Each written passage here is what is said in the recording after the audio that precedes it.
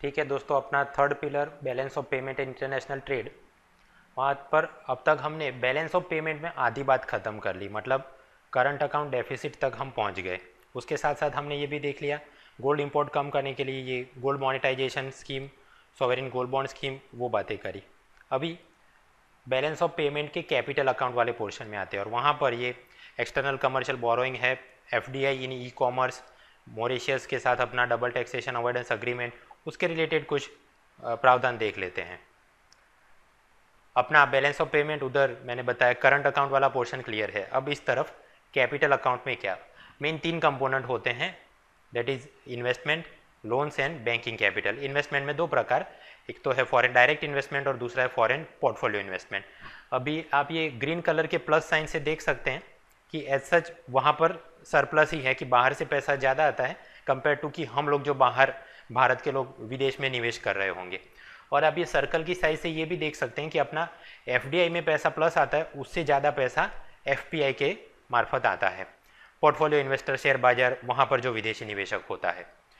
But क्योंकि अगस्त 2015 के अंदर चाइना के अंदर उनका स्टॉक एक्सचेंज कोलैप्स हो गया, तो भारत के अंदर भी विदेशी निवेशक यहाँ के शेयर बाजार से अपना पैसा सारा कुछ बेच बाज के बाहर निकलना शुरू किया। So for that specific period August to September 2015 आप देखेंगे कि ये एफपीआई के अंदर माइनस में गया था।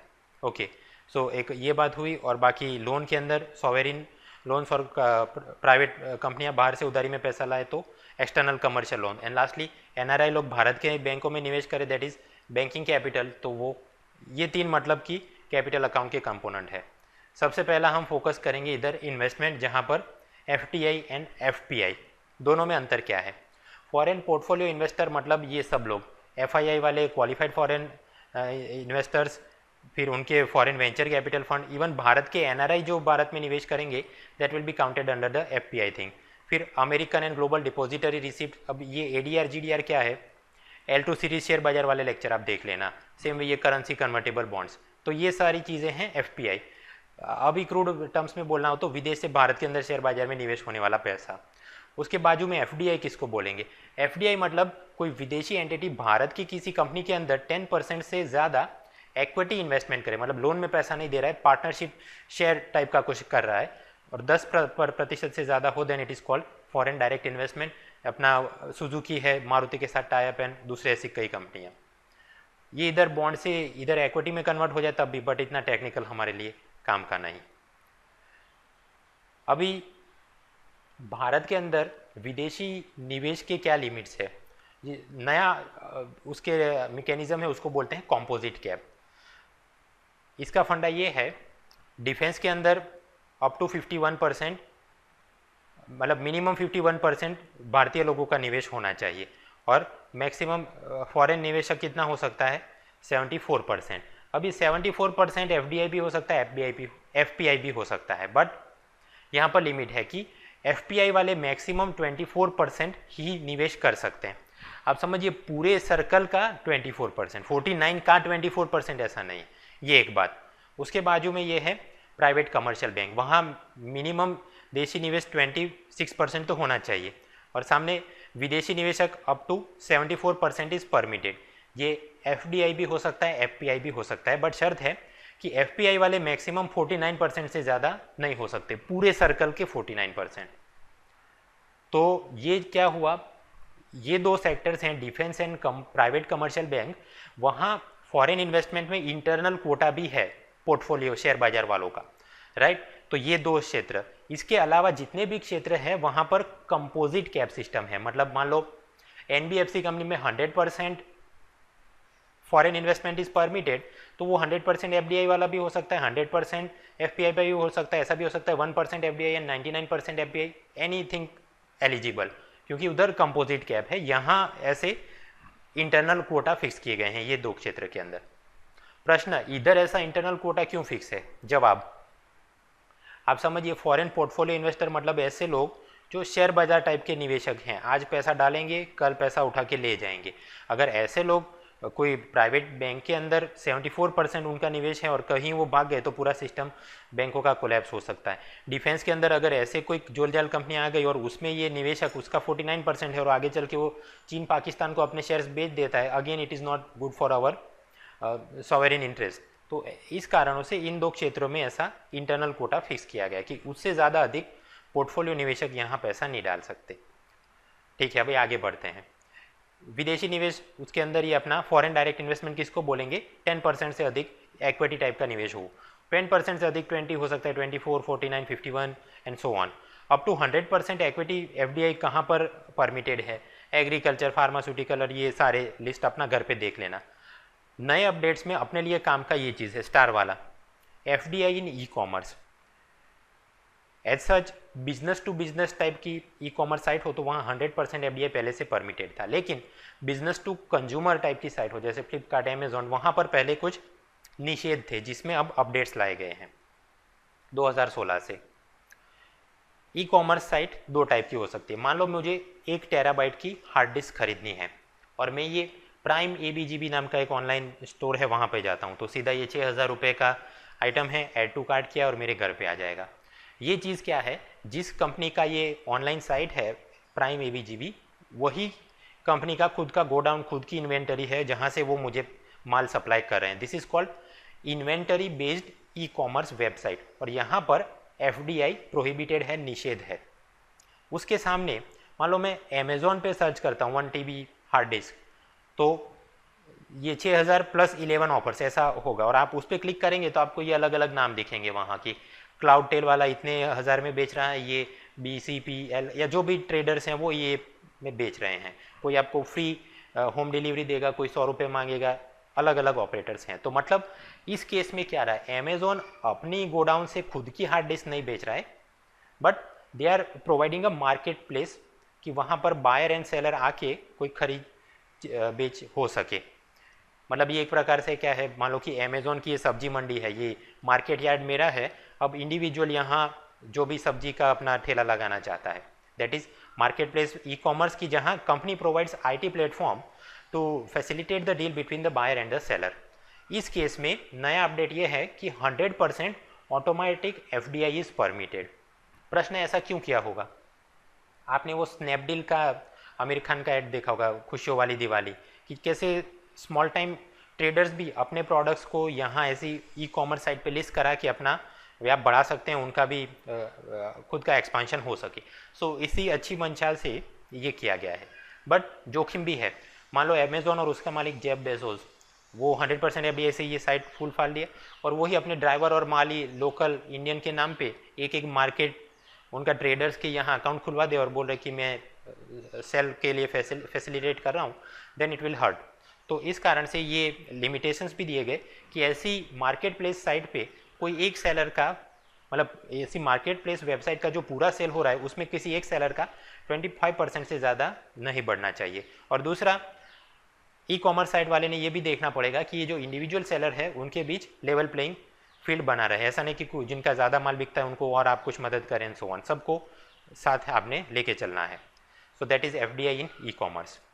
और क्या, तो 100% समझ लिया। Then 74% FDI is permitted in ये वाली। इसमें याद रखना है प्राइवेट कमर्शियल बैंक, जहाँ पर इंटरनल कोटा है कि पोर्टफोलियो इन्वेस्टर मैक्सिमम 49% ही डाल सकते हैं। ठीक है, क्रेडिट, इन्फॉर्मेशन, ब्रॉडकास्टिंग वो बराबर है। Then 51% FDI. As such single brand retail whole, let us say Puma ने अपना स्टोर खोल दिया जहाँ पर प्यूमा के ही जीन्स, सॉक्स, टी-शर्ट्स, बूट्स वो सब बिक रहा है, देन 100% वहाँ पर तो परमिटेड है। लेकिन मल्टी ब्रांड रिटेल हो, मतलब एक ही मॉल जिसके अंदर Puma, Amazon, Adidas, Nike, Reebok, इन सब की चीज़ें बिक रही हो, then it is multi brand retail. उस केस में up to 51% foreign investment is permitted. और वहाँ पर भी कैविएट्स हैं कि इतने $1 मिलियन आपने बैक इन इंफ्रास्ट्रक्चर में डाले होंगे, मिनिमम 30% आपने लोकल प्रोक्योरमेंट वाला माल यूज़ करना होगा, केवल कुछ बड़े शहरों में ही आप निवेश कर सकते हैं और सिलेक्टेड स्टेट्स में ही इसकी अनुमति दी गई है। ऐसे प्रिकॉशंस इसलिए ताकि वॉलमार्ट जैसे बड़े खिलाड़ी भारत में आके पूरा साम्राज्य ना बना दे और अपने ब्रिक एंड मोटर्स किराने वाले स्टोर हैं वो कोलैप्स ना कर जाएं। देन 49% एफडीआई कहाँ कहाँ परमिटेड है, ये वाला लिस्ट। इधर जैसे पेट्रोलियम रिफाइन है, power exchange, insurance and so on. याद अपने को खास रखना है डिफेंस सेक्टर, जहाँ as such 49% foreign investment, but internal quota है कि पोर्टफोलियो वाले मैक्सिमम 24% ही निवेश कर सकते हैं। ओके, देन 26% एफडीआई वो किधर, ये एफएम, रेडियो, प्रिंट मीडिया वगैरह। और याद रखना है कि पब्लिक सेक्टर बैंक जैसे एसबीआई वगैरह, वहाँ पर मैक्सिमम 20% एफडीआई ही परमिटेड है। ओके, अभी आते हैं 0% एफडीआई, मतलब कहाँ पर प्रोहिबिटेड है, निषेध है, ये वाला लोन, लॉटरी, चीट, गैम्बलिंग। ठीक है, घर पे देख लेना लिस्ट। अपने लिए नया अपडेट क्या है, बिजनेस टू कंज्यूमर टाइप की ई कॉमर्स साइट जिनका इन्वेंटरी मॉडल हो, वहाँ पर एफडीआई इज प्रोहिबिटेड। ठीक, अभी देखते हैं, सर्वे ने कुछ रैंकिंग्स दिए हैं। पिछले 15 वर्षों में सबसे ज़्यादा एफडीआई कौन से सेक्टर में आए, तो सर्विस सेक्टर में। दूसरे नंबर पर construction, third is computer hardware and software, then telecom and lastly automobile. Automobile में भी पैसा आता है बिकॉज हरियाणा देख लो, तमिलनाडु, गुजरात, वहाँ पर फोर्ड, सुजुकी, ये सब लोग अपने प्लांट्स लगा रहे हैं। सो डिक्रीजिंग ऑर्डर में ये होगा। फिर डेस्टिनेशन वाइज सबसे ज़्यादा कौन से राज्य में एफडीआई का पैसा गया, number 1 is Delhi, then Haryana, अपेक्षित है हरियाणा में ये मानेसर और उसके आसपास ऑटोमोबाइल सेक्टर। महाराष्ट्र, ये भी अपेक्षित है। मुंबई इज फाइनेंशियल हब, और जो भी एनबीएफसी टाइप की कंपनियां होंगी वहाँ पर विदेशी निवेश आएगा, तो वो इस प्रकार के, आप कमर्शियल बैंक देख लो या एनबीएफसी देख लो, मुंबई हेडक्वार्टर बनाया होगा तो ऑब्वियसली वहाँ पर जाएगा। Then Karnataka, Bangalore IT hub है, आएगा। ओके, तमिलनाडु आईटी हब भी है और ऑटोमोबाइल इंडस्ट्री भी है, तो अपेक्षित है। गुजरात, वहाँ पर भी ऑटोमोबाइल, आप याद करो महसाणा, और वहाँ सुजुकी का अपना प्लांट बन रहा है, फोर्ड भी आ रहा है, तो अपेक्षित है। And Andhra Pradesh IT, automobile, shipping industry, वो सब। तो डिक्रीजिंग ऑर्डर में ये सारी जगहों पे पैसा जा रहा है। सर्वे ने ये भी ऑब्जर्व किया कि झारखंड, बिहार, उड़ीसा, ये सब this are mineral rich states, लेकिन वहाँ पर एफडीआई उतना नहीं जा रहा है।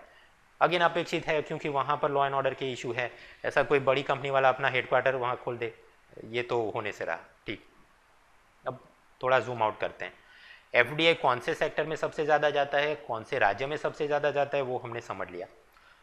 किधर से सबसे ज़्यादा एफडीआई आ रहा है वो देखते हैं। एफडीआई सोर्स कंट्री वाइज, ऐसा तुक्केबाजी में तो ये अपने को लग सकता है कि भाई नॉर्थ अपना यूनाइटेड स्टेट्स है, सऊदी अरेबिया है, ऐसे मालदार कंट्री से बहुत ज़्यादा एफडीआई आना चाहिए, बट इन रियलिटी सबसे ज़्यादा एफडीआई आ रहा है सिंगापुर से। दूसरे नंबर पे है मॉरिशस, जो यहाँ अपने नक्शे में दिख भी नहीं रहा है। Third is Netherlands, fourth is United states. तो और उसके अंदर भी आप सिंगापुर एंड मॉरिशस से आने वाले एफडीआई का सम करो तो पता चलेगा कि भारत के अंदर कुल एफडीआई जितना आता है उसका 60% तो ये दो छोटे देश से ही आ रहा है। इकोनॉमिक सर्वे ने भी इसका संज्ञान लिया कि भाई ये ऐसा क्यों हो रहा है, क्या जेन्युइनली यहाँ से निवेश आ रहा है या फिर कि टैक्स अवॉइड करने के लिए कोई राउंड ट्रिपिंग का मसला है कि नहीं। केंद्र सरकार ने इसका जांच करना चाहिए। समझते हैं राउंड ट्रिपिंग क्या है। मान लो मैंने गुजरात में बैठे बैठे किसी कंपनी के 1000 रुपये के शेयर खरीदे और फिर वे मैं अपने ये शेयर मुंबई में जेठालाल को बेच देता हूँ, ठीक, और वो मुझे 2000 रुपये दे रहा है, तो मतलब मुझे प्रॉफिट हुआ 1000 रुपये का, और प्रॉफिट हुआ है एक प्रकार का कैपिटल एसेट था, तो उसके ऊपर लगेगा कैपिटल गेंस टैक्स। 15% भी हो सकता है, 20% भी हो सकता है, डिपेंड करता है कि मैं कब बेच रहा हूँ, शॉर्ट टर्म या लॉन्ग टर्म। ठीक, अभी ये टैक्स मेरे माथे पर है, बट प्रैक्टिस में जेठालाल जो मुझे पैसा देगा उसमें से उतना टैक्स काट के उसने सरकार को जमा करना है, मतलब withholding of the capital gains tax. ये सिस्टम है, मतलब 15 से 20% of my profit will go into capital gains tax. मान लो मुझे ऐसा नहीं करने देना, तो मैं क्या करूँगा, राउंड ट्रिपिंग, मतलब मैं अपने इंडियन रुपीज़ को डॉलर में तब्दील करा दूँ अंडर द लिबरटाइज रेमिटेंस स्कीम, या फिर किसी हवाला एजेंट को दे दूँ, और ये मेरा पैसा मेरा खुद का प्लस मेरे माली, ड्राइवर, नौकर, सभी लोगों का जमा करा के उनके मतलब फिक्सियस अकाउंट में सबके बना के मैं बेच देता हूँ। पनामा के अंदर है मोज़ेक फोंसेका, और फिर वो उसके लॉ एक्सपर्ट्स वो किसी tax haven, British Virgin Island है, फिर अपना केमन आइलैंड है, मॉरिशस, वहाँ पर कहीं पर ये मेरे लिए पोस्ट बॉक्स कंपनी बना देंगे। पोस्ट बॉक्स कंपनी मतलब उनकी लोकल पोस्ट ऑफिस में मेरे नाम का ये पोस्ट बॉक्स 4429 या जो भी, वहाँ पर पूरे लेन देन वगैरह होगा। ऐसा नहीं कि मॉरिशस में जाके मेरी कोई कंपनी होगी और वहाँ 1000 लोगों को रोजगार मिल गया, नहीं, एक कोई छोटे से ऑफिस होगा, 2-3 रिसेप्शनिस्ट बेसे और काम हो रहा है। सो इस प्रकार से ये पोस्ट बॉक्स कंपनी बनी, और ये पोस्ट बॉक्स कंपनी मेरे पैसों से वापस इधर भारत में मान लो 1000 रुपये के शेयर खरीद लेती है, और भविष्य में यही शेयर्स वो जेठालाल को 2000 रुपये में बेच रही है। तो अगेन शेयर जेठालाल को मिले और पैसा मॉरिशस की कंपनी को आ गए, और मॉरिशस की ये मेरी कंपनी को 1000 रुपये का प्रॉफिट हुआ, ऑब्वियसली इस केस में भी प्रॉफिट है तो कैपिटल गेन्स टैक्स बनता है। सवाल ये गेन्स टैक्स कौन मांग सकता है? Under the India Mauritius double taxation avoidance agreement प्रावधान ये है, अगर मॉरिशस की कंपनी को प्रॉफिट हुआ तो मॉरिशस सरकार टैक्स मांगेगी, अगर भारत की कंपनी को प्रॉफिट होता तो भारत सरकार टैक्स मांगती।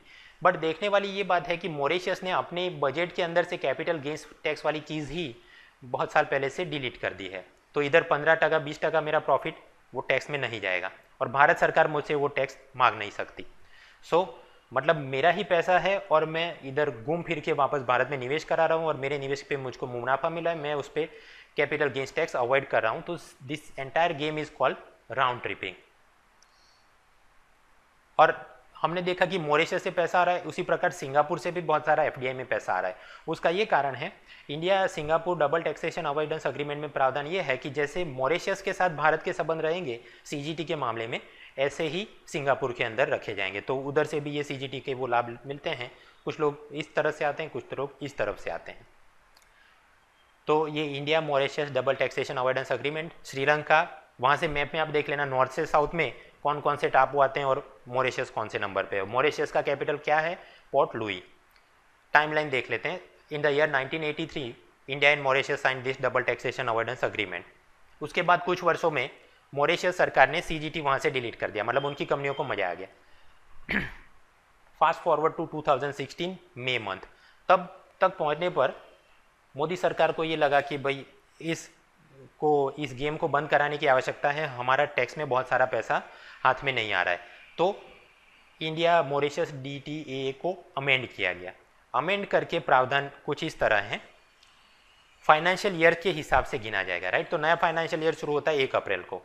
बोला ये गया है कि 1 अप्रैल 2019 से मॉरिशस की सभी ऐसी एंटिटी को इंडियन रेसिडेंट के ही पैरेलल गिना जाएगा। मतलब इंडियन रेसिडेंट भारत में निवेश करता और उसको मुनाफा हो जाता, then capital gains tax was applicable. Similarly ये मॉरिशस वाली कोई भी कंपनियां या इंडिविजुअल होंगे, उनके ऊपर भी कैपिटल गेन्स टैक्स भारत सरकार मांगेगी। ये बात हुई 1 अप्रैल 2019। उससे थोड़ा रिवाइंड करते हैं 2 साल पहले, तो मतलब 1 अप्रैल 2017। तब से फेज वाइज ये चीज़ लागू की जाएगी। सबसे पहले बड़े कंपनी बड़े ट्रांजेक्शन पे लागू होगी, फिर धीरे धीरे फुल फ्लेज लागू हो जाएगा 2019 से आगे। 2017 1 अप्रैल से हमको पता है जनरल एंटी अवॉइडेंस रूल्स भी लागू होंगे। मतलब अगर इनकम टैक्स इंस्पेक्टर को ये लगे, इनकम टैक्स कमिश्नर को ये लगे कि कोई विदेशी रूट से भारत के अंदर पैसा और टैक्स अवॉइडेंस हो रहा है, तो then he can give notice to them also. तो ये GAR वाला टाइप वो वहाँ से लागू हो जाएगा। And place of effective management वाली चीज़ भी लागू होने वाली है।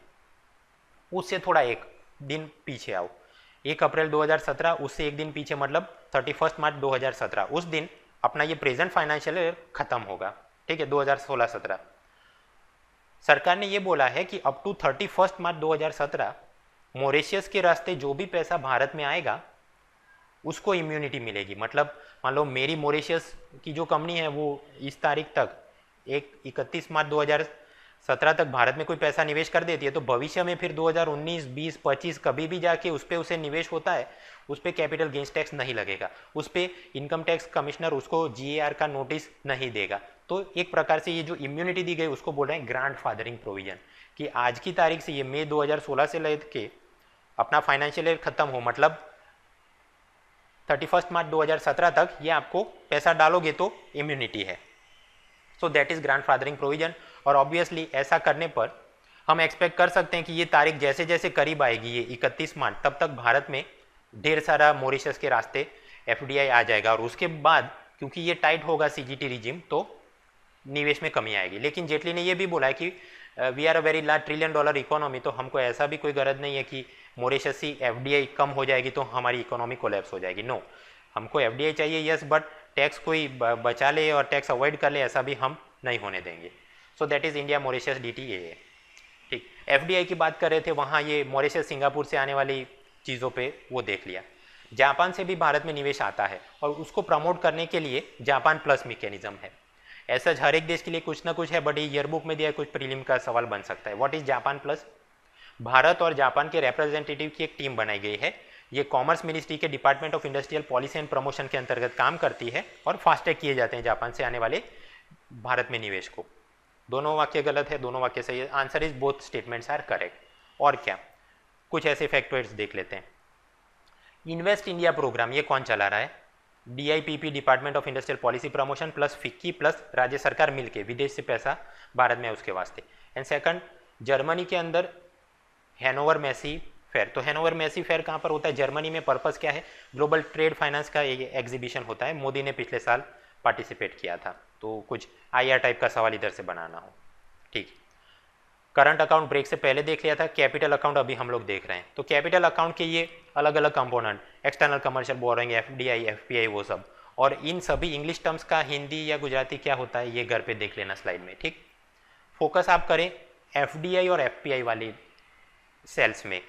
उसमें भी 2015-16 और उसका अप्रैल से लेके सितंबर, वहाँ आप पाएंगे कि एज सच FDI तो हर एक साल में प्लस प्लस प्लस पॉजिटिव में ही रहा है, बट पोर्टफोलियो इन्वेस्टर आप देखिए यहाँ पर माइनस में चला गया, बिकॉज अगस्त 2015 में चाइना का शेयर मार्केट कोलैप्स कर गया। तो उसकी देखा देखी में भारत में भी विदेशी निवेशक कि भारत भी कोलैप्स कर जाएगा, वो अपना पैसा लेके भागे। सो देयरफॉर पोर्टफोलियो निवेश में जो पैसा आ रहा था उसके सामने जाने वाला ज़्यादा हो गया, सो माइनस देखने को मिलता है, ठीक।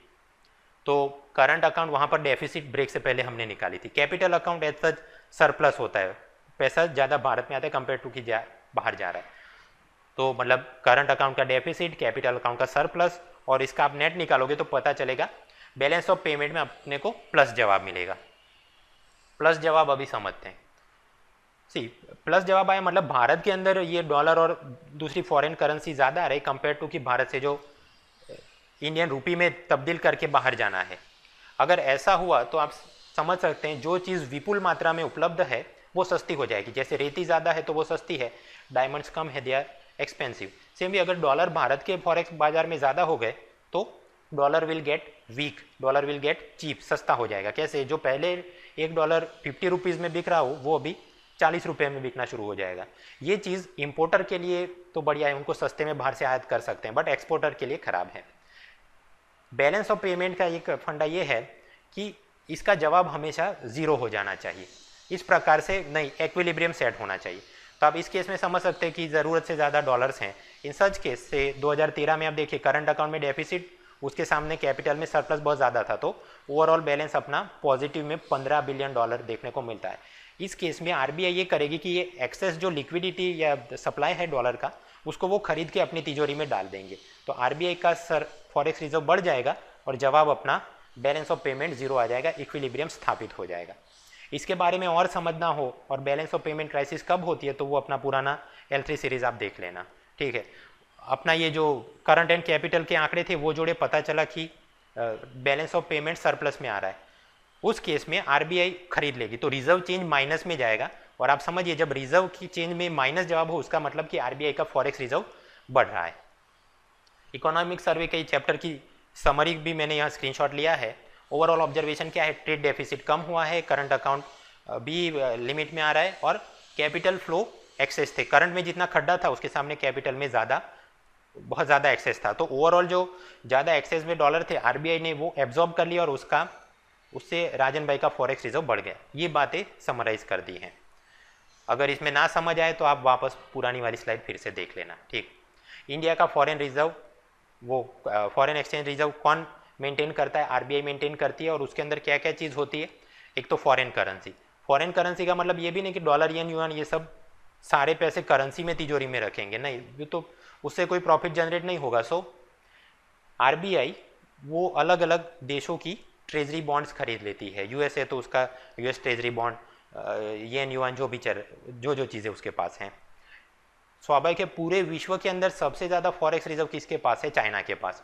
तो उसके अंदर उनके पास डॉलर का बहुत सारा जखीरा होगा और उस हिसाब से पूरे विश्व में US ट्रेजरी बॉन्ड सबसे ज़्यादा किसके हाथ में है? तो चीन के हाथ में है। 12वें नंबर पे भारत का स्थान है।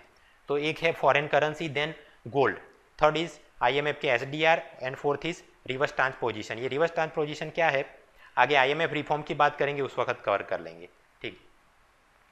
एज सच भारत का फॉरेन एक्सचेंज रिजर्व पहले के सालों के अनुपात में बहुत बड़ा है एंड ओवरऑल $350 बिलियन की रेंज में चलता है। अभी इंडिविजुअल ईयर्स में आप देखिए कि चढ़ उतर हो रही है। फॉरेक्स रिजर्व की वैल्यू कम कब होगी? जैसे आप ये 2007 से 8 में देखिए, फॉरेक्स रिजर्व भारत का कम हो सकता है दो कारण से। एक वैल्यूएशन, वैल्यूएशन मतलब ये देखिए जो गोल्ड के अंदर निवेश है तो सोने का विश्व बाजार में भाव गिर जाए तो वो गिर जाएगा। एसडीआर का वैल्यू हम लोग डॉलर में एक्सप्रेस करते हैं, तो एसपीआर कैलकुलेशन कैसे होता है, एक SDR equals to how many dollars, अलग अलग करेंसी बास्केट और उसका वेट अरिथमेटिक फॉर्मूला है। तो अगर एसडीआर की वैल्यू कम होगी तो अगेन उस हिसाब से अपना कम होता रहेगा, तो वैल्यूएशन के हिसाब से हो सकता है कि कम हो जाए। सेकंड, अगर आरबीआई अपने डॉलर्स बेचना शुरू करे, कोई इस प्रकार की क्राइसिस है, उस वक्त भी अपना फॉरेक्स रिजर्व कम हो जाएगा। तो ये एक बात हुई। उसके सामने फॉरेन एक्सचेंज रिजर्व बढ़ेगा कब, again by the means of valuation, सोने का दाम बढ़ गया, एसडीआर बढ़ गया, एक्सचेंज रेट में तब्दील आ गई, एक बात। दूसरा, जब बैलेंस ऑफ पेमेंट में करंट अकाउंट में खड्डा हो, उससे ज़्यादा विपुल मात्रा में कैपिटल अकाउंट का फ्लो आ रहा हो, तो वो एक्सेस माल आरबीआई एब्जॉर्ब कर लेगी और उस हिसाब से आरबीआई का जो इंटरवेंशन होता है उस हिसाब से उसके डॉलर बढ़ जाएंगे, डॉलर बढ़ेंगे तो फॉरेक्स रिजर्व भी बढ़ जाएगा। एज सच $350 बिलियन की रेंज में चल रहा है।